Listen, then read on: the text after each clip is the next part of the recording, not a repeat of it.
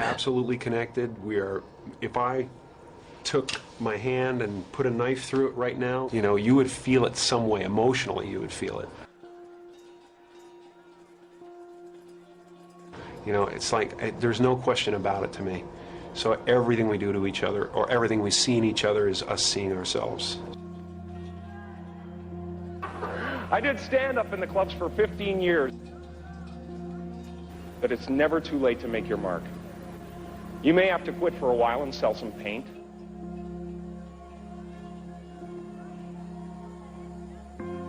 But you don't have to give up your dream. For me, it was so much fun to me to sit in my room and make faces and talk to myself in different voices.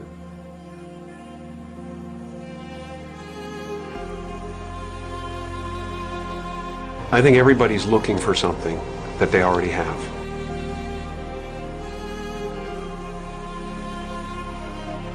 I mean, I got a lot of support from my parents. That's the one thing that I always appreciated, was that they didn't tell me I was being stupid. They told me I was being funny. Mm-hmm. That was the difference.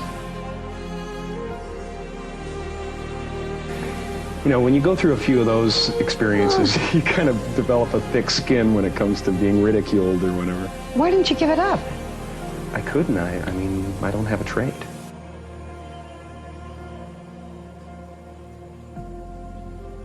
The fact that we're already enlightened, we're already complete, and it's just realizing that you're complete. Once you realize you're complete, then this life and everything in it becomes a play of form. Something to toy with and play with and make something good out of. And it really isn't to be worried about, it's to have fun with. Anything that doesn't work out, any show that I might not get, any show that I might do that doesn't turn out well and gets pulled off or something like that, I always think of as, this is the way it was supposed to be. That's the way it was supposed to happen. Because there's something bigger down the road. There's something better down the road, and this is happening because I'm not ready. Or, you know, and it's always happened that way. You know, at some point you have to divorce yourself from the things that other people want for you.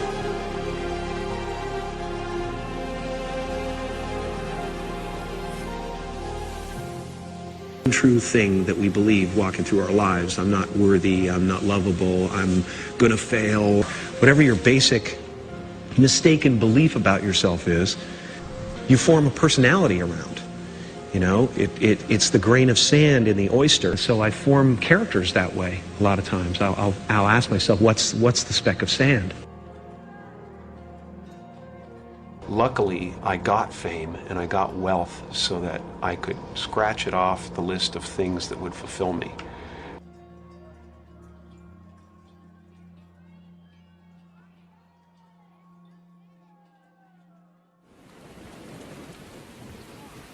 So I accept the fact that I fail, you know, because I know that that's the way it's supposed to be.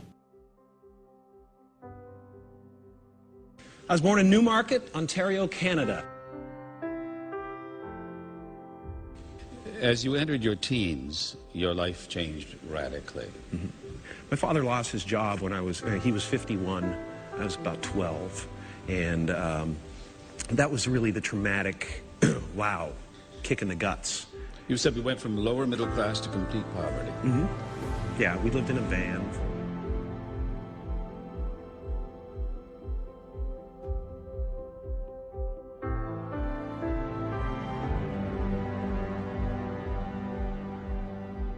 I mean, the first time I ever went to Yuck Yucks when I was 15 years old, and I went there, and I was not good.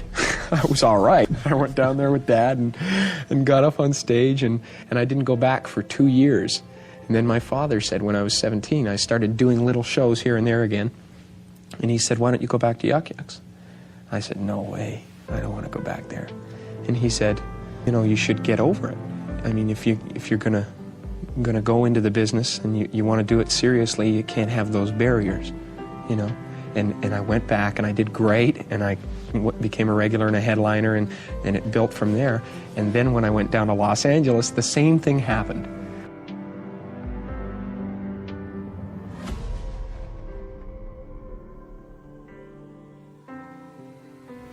Did you write yourself a check? Yeah.